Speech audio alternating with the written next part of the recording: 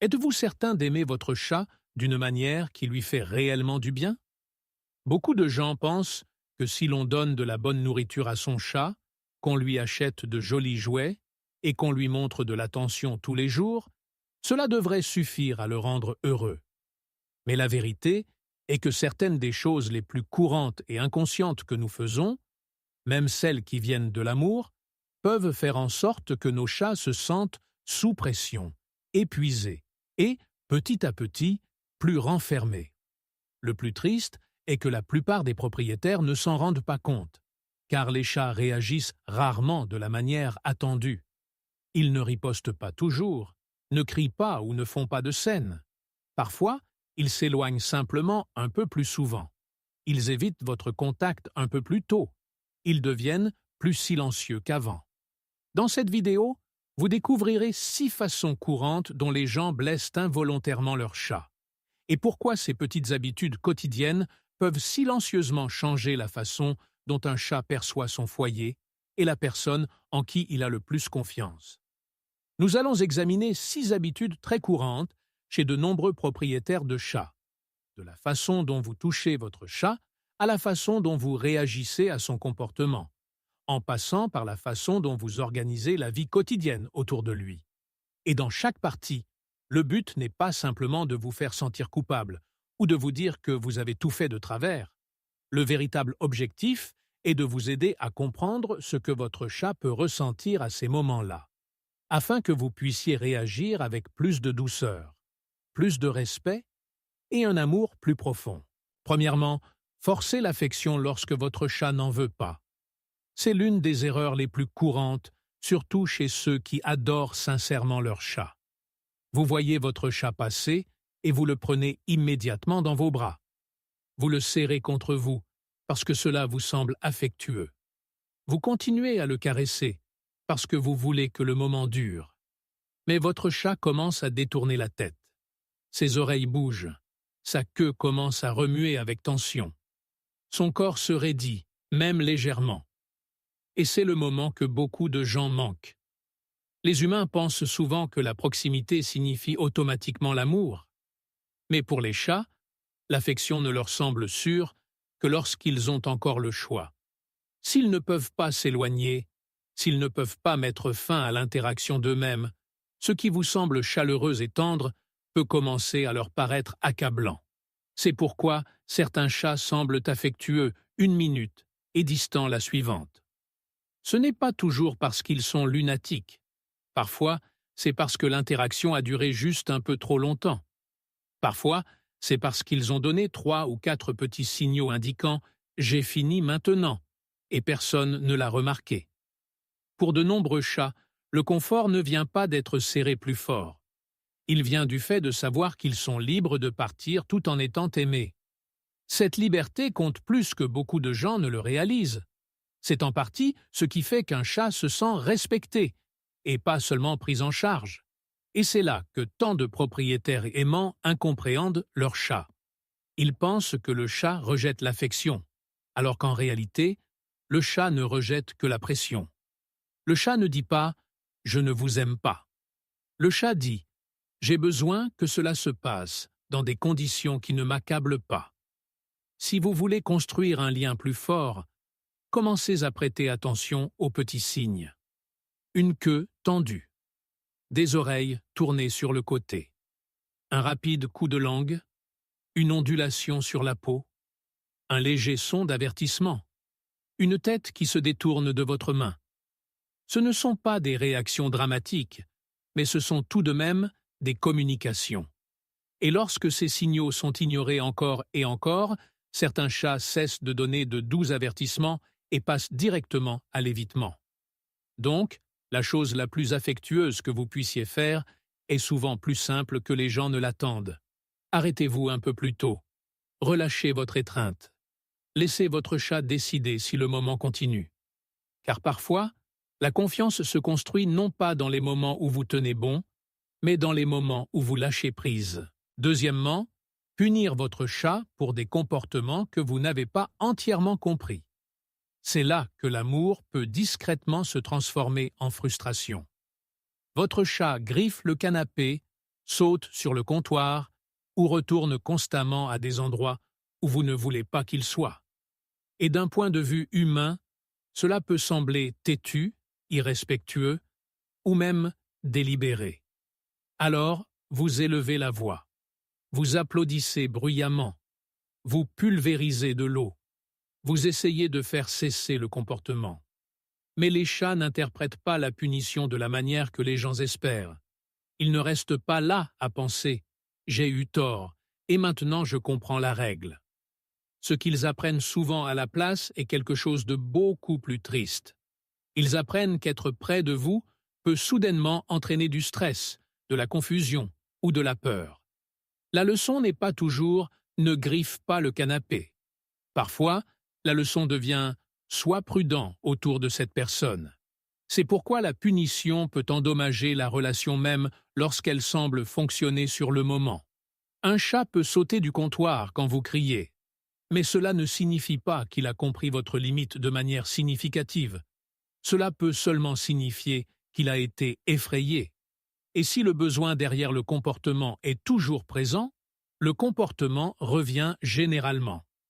Parce que la plupart du temps, ce que les gens appellent un mauvais comportement n'est en réalité qu'un comportement de chat normal, se produisant dans un environnement qui ne lui offre pas d'exutoire adéquat. Le fait de griffer n'est pas une vengeance. Cela aide votre chat à entretenir ses griffes, à étirer son corps et à laisser des marques visuelles et olfactives qui rendent un espace familier. Grimper sur des surfaces élevées n'est pas toujours de la défiance. Pour de nombreux chats, la hauteur signifie sécurité, visibilité et contrôle. Explorer les coins interdits n'est pas votre chat qui essaie de vous agacer. C'est la curiosité qui fait ce que la curiosité fait naturellement. Et c'est la partie que beaucoup de propriétaires n'apprennent jamais.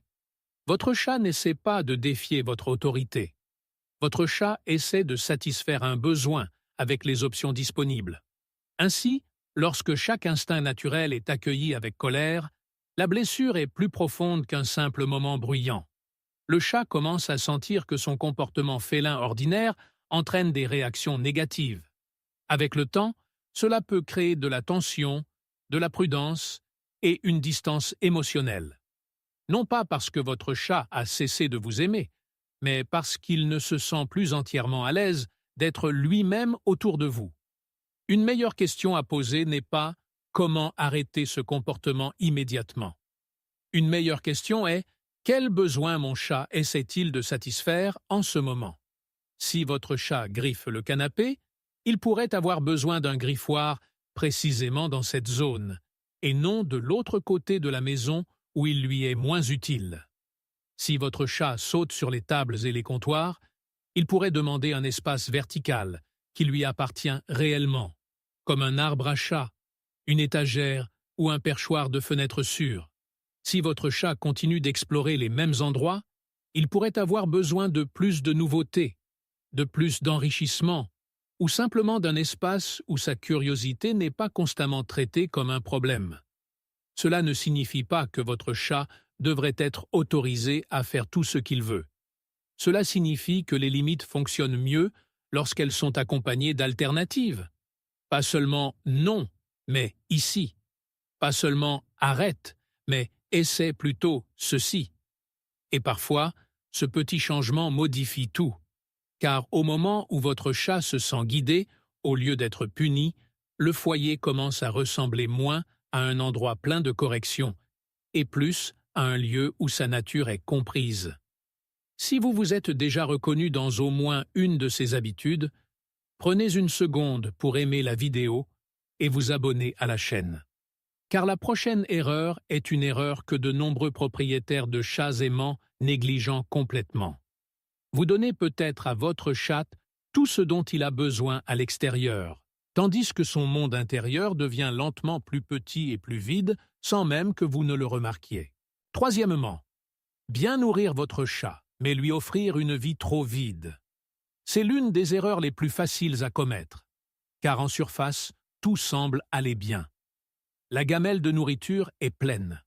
Le chat reste à l'intérieur où il est en sécurité. il y a des jouets éparpillés dans la pièce. D'un point de vue humain, cela peut ressembler à une bonne vie. Mais pour de nombreux chats, être bien nourri n'est pas la même chose qu'être profondément épanoui. Les chats sont des chasseurs par nature. Même le chat domestique le plus doux conserve le vieux rythme de la traque, de la poursuite, du bond et de la capture. Ce rythme est important. Il ne s'agit pas seulement d'exercice. C'est une partie de la façon dont un chat utilise son esprit, son corps et ses instincts ensemble. Lorsque ce schéma disparaît de la vie quotidienne, quelque chose en eux peut commencer à s'éteindre de la mauvaise manière. C'est pourquoi un chat peut sembler physiquement à l'aise et pourtant être émotionnellement sous-alimenté. Beaucoup de propriétaires supposent que, parce que les chats dorment beaucoup, ils n'ont pas besoin de beaucoup de stimulation.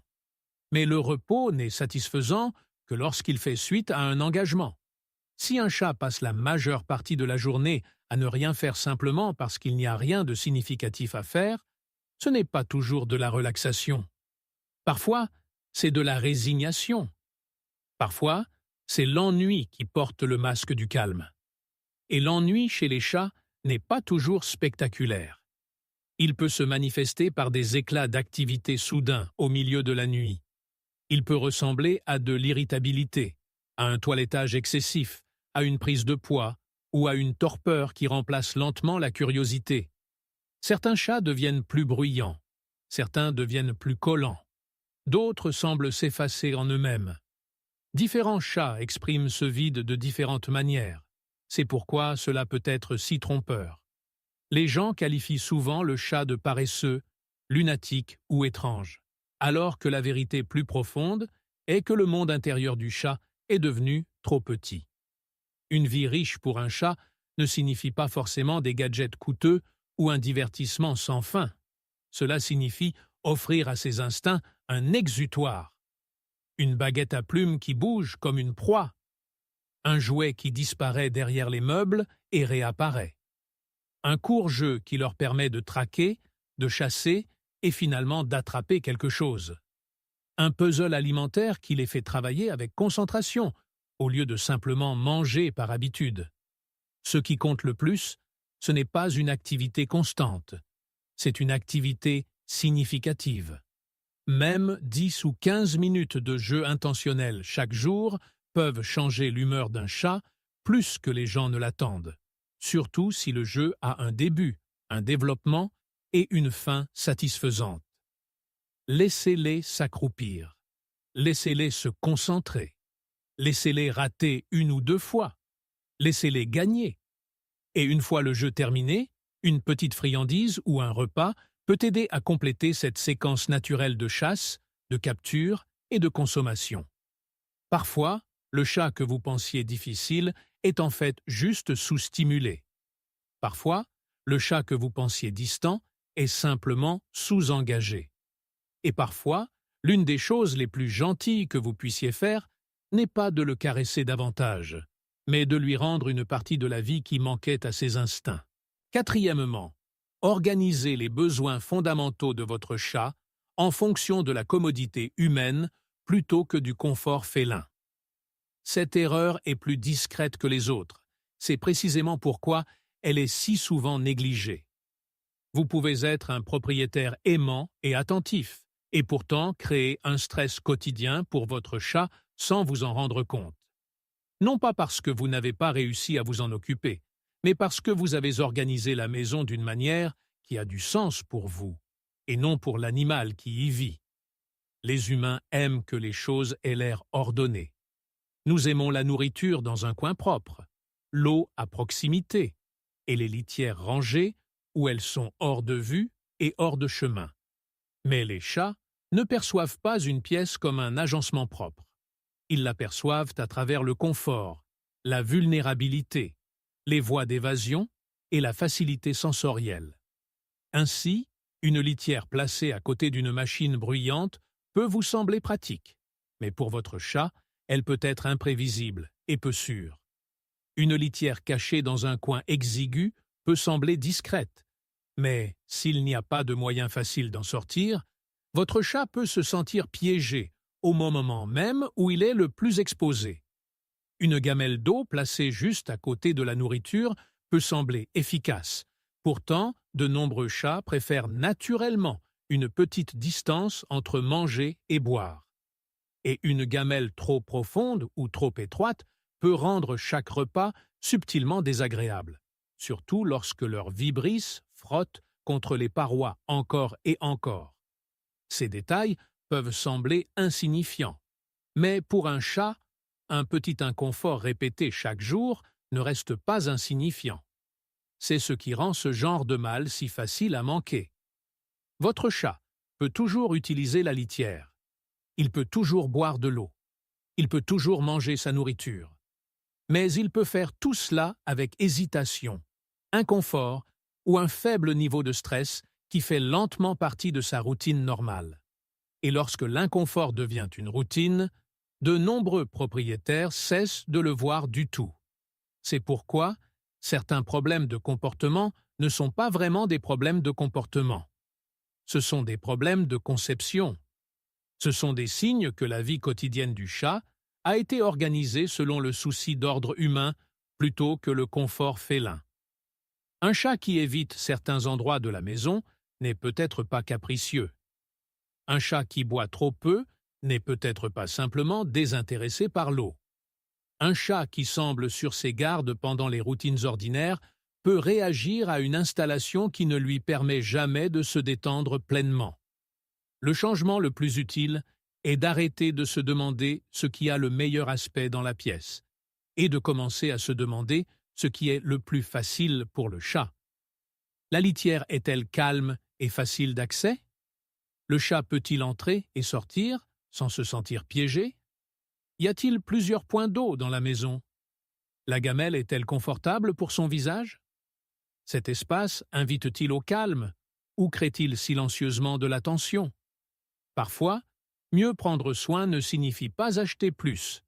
Cela signifie observer davantage. Et lorsque vous commencez à voir votre maison à travers l'expérience de votre chat, vous pourriez réaliser que le confort ne concerne pas seulement l'amour ou l'intention. Parfois, il s'agit de l'emplacement. Parfois, il s'agit de l'espace. Parfois, il s'agit de savoir si les actes quotidiens les plus simples semblent paisibles ou stressants pour un corps qui dépend de l'environnement plus que nous ne le pensons. Cinquièmement, changez le monde de votre chat trop rapidement et s'attendre à ce qu'il s'adapte tout de suite. Pour un humain, de nombreux changements semblent ordinaires. Un nouveau sac de croquettes, une litière différente, un déménagement dans un nouvel appartement, des invités pour le week-end, l'arrivée d'un autre animal de compagnie. Ces choses peuvent sembler gérables, temporaires, voire excitantes. Mais pour un chat, le changement est rarement juste un changement. Les chats construisent leur sentiment de stabilité à travers ce qui reste familier. L'odeur d'une couverture, l'emplacement d'une gamelle, le chemin qu'ils empruntent dans une pièce, le rythme tranquille d'une journée normale. Ces détails peuvent nous sembler insignifiants, mais pour un chat, ils font partie de ce qui rend la vie prévisible et sûre. Ainsi, lorsque trop de ces points d'ancrage disparaissent en même temps, le chat ne pense pas simplement « c'est différent maintenant ». Le chat ressent que le monde ne se comporte plus comme avant. C'est pourquoi même les changements positifs peuvent être profondément stressants. Une maison plus grande peut encore sembler accablante au début. Un nouvel animal de compagnie peut être amical, mais toujours ressenti comme une intrusion. Des invités bien intentionnés peuvent remplir la pièce de bruit, de mouvement et d'énergie inconnue. Un espace fraîchement nettoyé peut sentir bon pour vous, mais si toutes les odeurs familières ont été effacées, votre chat peut avoir l'impression de ne plus reconnaître son propre territoire. Et c'est là que les gens deviennent souvent injustes sans le vouloir. Ils voient le chat se cacher, se retirer, manger moins ou agir étrangement, et ils supposent que le chat fait du cinéma. Ils pensent « cela fait déjà 2 jours. Pourquoi n'êtes-vous toujours pas passé à autre chose ?» Mais de nombreux chats ne résistent pas au changement parce qu'ils sont têtus. Ils luttent parce qu'ils se régulent à travers la familiarité. Lorsque la familiarité disparaît trop vite, ils perdent les repères émotionnels qui les aident à rester sereins. C'est pourquoi se cacher après un changement majeur n'est pas nécessairement un rejet, de la bouderie ou une mauvaise attitude. Parfois, c'est la façon du chat de rendre le monde plus petit pour qu'il redevienne supportable. Un coin sous le lit, une étagère de placard, une pièce calme avec une couverture familière. Ce ne sont pas des cachettes aléatoires, ce sont des endroits où le système nerveux peut respirer. La chose la plus gentille que vous puissiez faire pendant un changement n'est pas de forcer la confiance, c'est de préserver la continuité. Changer la nourriture lentement plutôt que subitement. Mélanger la nouvelle litière étape par étape. Gardez des objets familiers à proximité lors d'un déménagement. Offrez à votre chat un refuge tranquille lorsque des invités arrivent. Si possible, laissez-lui quelques routines stables, pendant que le reste de la vie change autour de lui. Ce qui fatigue un chat n'est souvent pas le changement en lui-même, mais sa rapidité. Pas seulement la nouveauté, mais le sentiment que tout est devenu nouveau d'un seul coup. Et quand vous comprenez cela, la patience ne ressemble plus à de l'inaction. Elle commence à ressembler à de la protection, car donner du temps à votre chat n'est pas un acte passif. C'est l'une des façons les plus claires de lui dire « Le monde change peut-être, mais tu as toujours le droit d'y trouver tes marques. » Sixièmement, ignorez les petits changements parce que vous supposez que votre chat est simplement difficile. C'est peut-être l'erreur la plus discrète de toutes et à certains égards, la plus triste. À ce stade, nous avons parlé des choses que les gens font. Tenir trop longtemps, punir un comportement naturel, créer une vie qui semble confortable, mais qui se sent vide, aménager la maison d'une manière qui ne convient pas vraiment à un chat, changer trop vite. Mais il y a un autre type de mal qui se produit après tout cela. Cela arrive lorsque le chat commence à changer et que l'humain ne le voit pas vraiment. Peut-être votre chat dort-il plus que d'habitude. Peut-être cesse-t-il de venir vous saluer à la porte. Peut-être se retire-t-il d'un contact qu'il appréciait auparavant. Peut-être joue-t-il moins, réagit-il moins, ou semble-t-il un peu plus irrité qu'avant. Aucune de ces choses ne semble dramatique en soi. C'est précisément pourquoi elles sont si faciles à ignorer. Les gens ont l'habitude de considérer les chats comme indépendants, discrets et un peu imprévisibles. Alors, quand un chat devient plus silencieux ou plus renfermé, de nombreux propriétaires se disent que ce n'est qu'une question de personnalité. Peut-être le chat est-il lunatique? Peut-être vieillit-il? Peut-être est-ce simplement la nature des chats.